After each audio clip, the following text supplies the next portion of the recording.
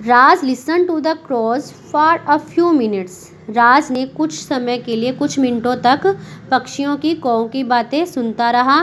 Then he said, your majesty these crows are friends. तब उसने राजा को कहा कि राजा जी, ये दोनों कोए जो हैं ये आपस में फ्रेंड्स हैं, ये दोनों मित्र हैं। The crow to the right is from our kingdom. जो राइट साइड का क्रो है वो कहाँ का है? वो हमारे राज्य का क्रो है। The one on the left is from a kingdom far away. और जो दूसरी लेफ्ट साइड पर क्रो बैठा हुआ है ये हमारे राज्य का नहीं है, ये किसी दूसरे राज्य का आया है, दूसरे राज्य का कोआ है जो बहुत दूर से आया है। They want to give Diwali gifts to each other. ये दोनों आपस में एक दूसरे को दिवाली का गिफ्ट देना चाहते हैं। तो वो राज जो है वो क्या बता रहा है राजा को?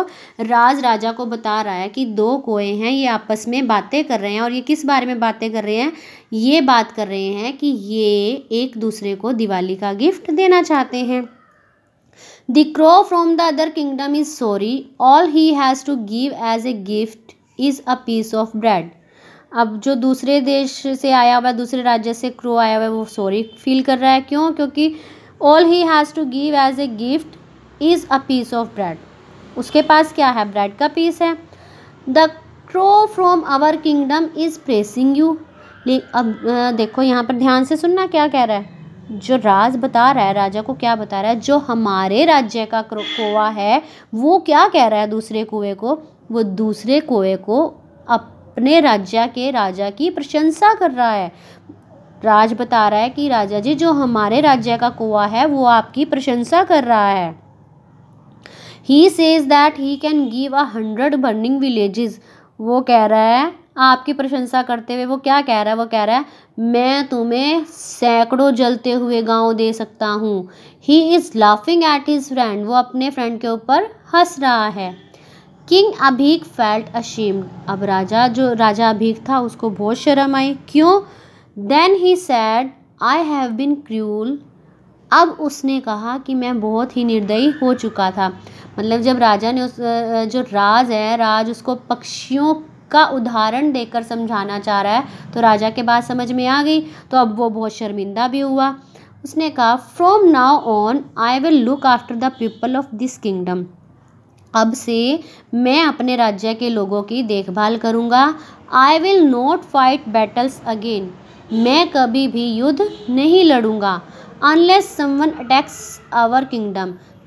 अगर कोई हमारे राज्य पर अटैक करेगा तो मैं सिर्फ तभी लड़ाई करूँगा। Otherwise I will not attack anyone. उसके अलावा मैं कभी भी किसी पर भी अटैक नहीं करूँगा। I will not burn villages और किल पीपल। मैं ना ही किसी गाँव को जलाऊँगा और ना ही लोगों को मारूँगा। Raj cheered, long live the king, long live the king Abhik. Raj खुश हो गया और वो राजा को आशीर्वाद देते हुए चला गया। तो बच्चों ये हमारा लेसन नंबर 11 ख़त्म हो गया, फिनिश हो गया। आई होप आपने इस लेसन को अच्छे से अंडरस्टैंड किया होगा, अच्छे से सुना होगा। आपने ये दोनों ही स्टोरीज़ अच्छे से लर्न करनी है। आप स्टोरी को अच्छे से सुनो, ध्यान से सुनो और उसको रीड करो, रीड करके उसको लर्न करो। अब स्टोरीज़ तो आप भी सुनते होंगे, आपके दादा दादी भी आपको कहानियाँ सुनाते होंगे, सुनाते हैं ना?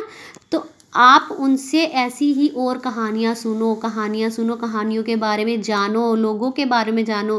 पहले का जो समय था, कैसा समय था, पहले के टाइम में लोग कैसे रहते थे, किस किस टाइप की कहानियाँ होती थी, जादूगर की कहानियाँ होती थी, राक्षसों की कहानियाँ होती थी।